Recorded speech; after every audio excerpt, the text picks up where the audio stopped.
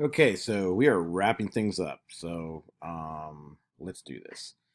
The Soviet Union falls in the early 1990s, and with it, the Cold War is over. I remember being a child during this time period. Well, in fact, I think I was just around time starting high school. Yeah, I'm that old. And it was something that I recall people saying like they did not expect it to happen. That was a complete shock. Um, and it's weird to kind of, live through a moment like that where you're kind of born into the situation and expect it to kind of always be that way. And then all of a sudden, boom, it completely changes. And so basically, to wrap things up, I'm just going to look at a couple of areas to kind of see this happen. So, again, my focus here is to really hone in on your exam. So I will do that even with approaching this lecture. Basically, the Soviet Union was in bad shape from the get go. Um, don't forget that the Soviet Union actually had their Germans, the Nazis, invade most of its region or a lot of its region and decimated it. The military was decimated. It had, I think, the biggest casualties in World War II. So right off the get go, it really suffered. It was not as up to date with the industry as the United States and the West had been. And then make matters worse, uh, the invasion of Afghanistan that happened in the late 70s was a complete disaster for the Soviet Union. It's actually nicknamed the Soviet Union's quote unquote Vietnam. And so things inside the Soviet Union are bad. They're kind of keeping that under on the DL. And this leads to the rise of Mikhail Gorbachev as a leader. Gorbachev is this young, kind of outgoing leader, kind of a new change in the air. And he had these very famous arms control summits with Ronald Reagan, president of the U.S., in the mid 1980s, late 1980s. And he had this policy of perestroika and glasnost. So part of it was openness, the other part was restructuring Soviet Union before it was too late. Well, unfortunately for them, it was too late. By the time the 1980s had rolled to close, many of the countries across Eastern Europe had begun to have revolutions. So this happens like Czechoslovakia, Poland, and other places throughout. And if you recall from previous lectures, the Soviet Union had kind of kept an iron grip on some of these countries, even all the way back in the 1968 in Prague, um, um, basically going in and stopping basically what I call like social democratic reforms. So, I mean, it wasn't like it was not progressive politics, but it wasn't per the liking of the Soviet Union. So many of these countries began to gain independence, become liberal democracies, and then the same thing happened in East Germany. And there's a video there I really encourage you to watch. I remember vaguely, but I do remember watching the wall fall in 1989, and then Germany becoming reunified shortly thereafter. So noting the handwriting on the wall, some old timers in the Soviet Union staged a coup against Gorbachev, took over the country, but the people rallied around Russian President Boris Yeltsin, and the military went on the side of the protesters, and that was it. Basically, Gorbachev was freed, and the Soviet Union fell apart. It was dissolved into independent states. Okay, so this has actual effect, especially on Latin America.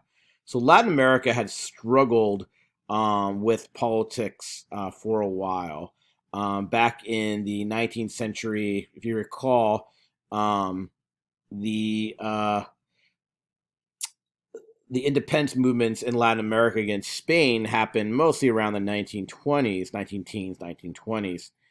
And yet, throughout the 19th century, a lot of Latin America was ruled by basically small time dictators, not really known for its democracy. And then you had this kind of positivist shift happen where Latin American nations were trying to basically be little mini me European style nations. And so there's kind of this widening gap between the rich landowners, generally white, and the rest of the population. So this led to things like the violence of the Mexican Revolution. And there is a kind of a diagram off to the side. You can kind of read the ups and downs of that revolution. But you had freedom fighters like Emiliano Zapata from the south of Mexico. He's probably the most famous figure there that's fighting for the landless poor. Um, Eventually things would kind of get settled under Cardenas and Cardenismo. This regime in the late 1930s. So the revolution goes on from about 1911 or so all the way to 1920. At least, what happens is Porfirio Diaz was in power, wow, for decades, and he's removed, and that kind of left a power vacuum of different contenders. So that was going on for about a decade. There is this talk about becoming a liberal democracy, but it doesn't really get changed until you get Cardenas in power, and that's what Cardenismo is referencing. It's like the one point where you do start to get these reforms that were promised for so long in Mexico.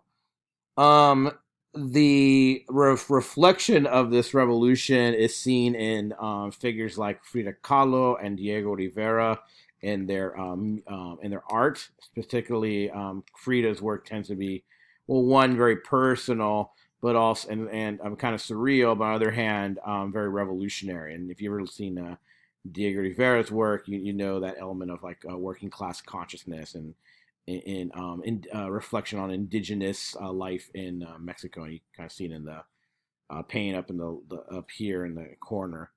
Now, Mexico talks a big talk, but the PRI party kind of had a stranglehold on politics. Basically, it ruled for about 70 years unchallenged, and but it always presented itself as like the liberal party.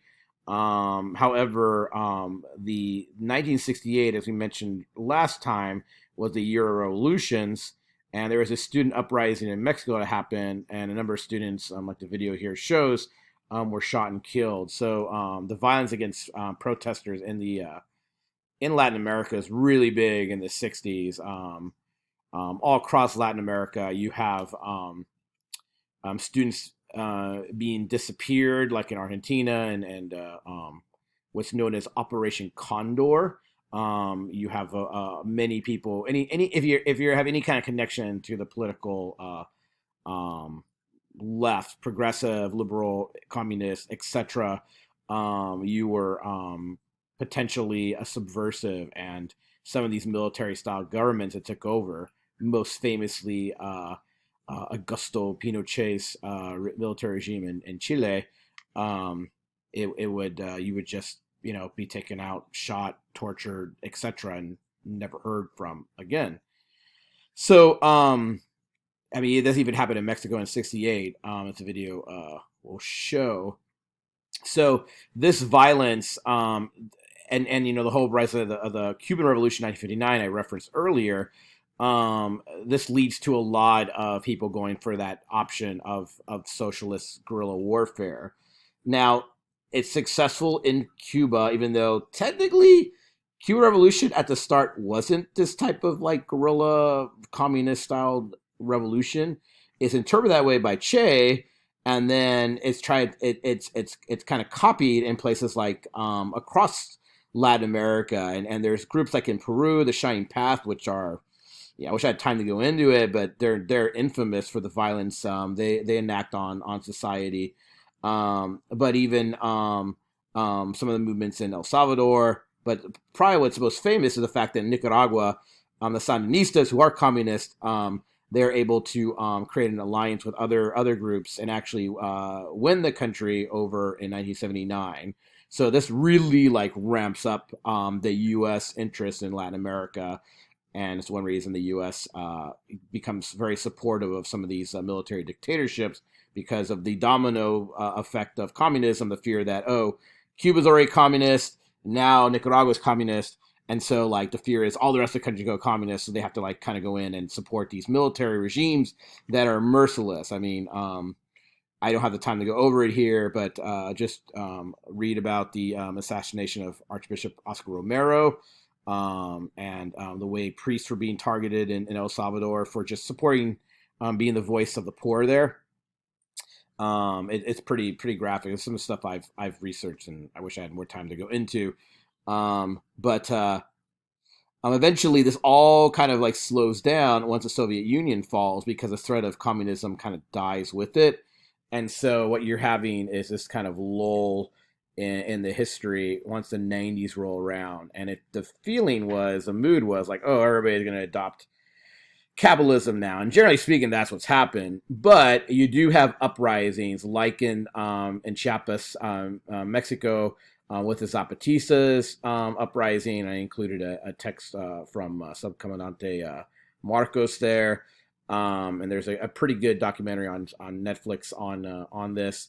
And then you get like the Hugo Chavez presidency in Venezuela recently. So those are moments where you're seeing some semblance of the political left rising in Latin America, Lula in Brazil, but in general, it hasn't really gone anywhere. In fact, probably the most thing that Latin America will be known for, one of the things at least will be known for in future generations, like culturally, would be some of the literature coming out, this quote unquote Latin American boom with like the writings of Marquez and Cortázar and Fuentes and other writers, Isabel Allende.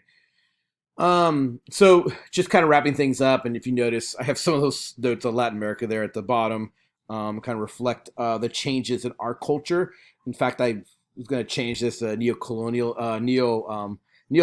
and globalization because some would say we're in this kind of period now, and I feel like in a history class, it's always hard to start talking about our time period as history because we're still into it and we don't really know, how to really reflect on it. And so I just put some major points here to kind of like, as an overview from basically the mid 1990s to today.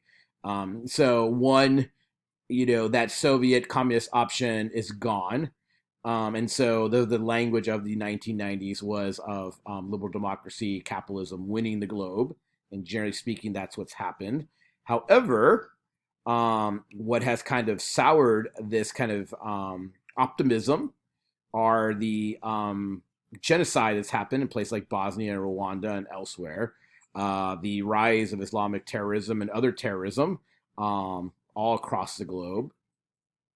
And yet at the same time, within the Middle East, there are been movements towards democracy. So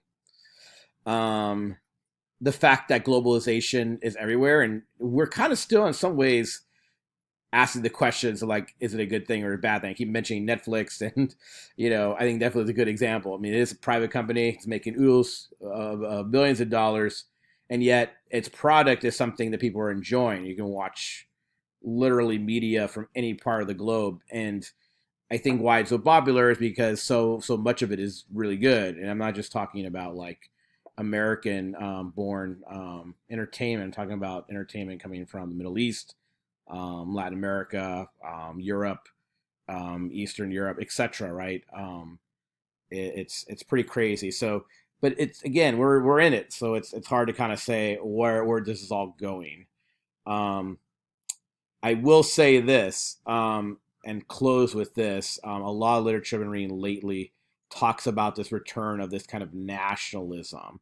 So even though the late early 2000s all the way to like the mid 2000 teens was this talk about we're in this globalized age and nationalism is going to fade away. So much literature saying that with the rise of these like nationalist movements in China, Russia, United States to some extent, India, Brazil, some see, and the populism that's supporting it Some see us under this kind of new banner, and who knows where this is honestly going. It's, as I mentioned, we're kind of wrapped up into it.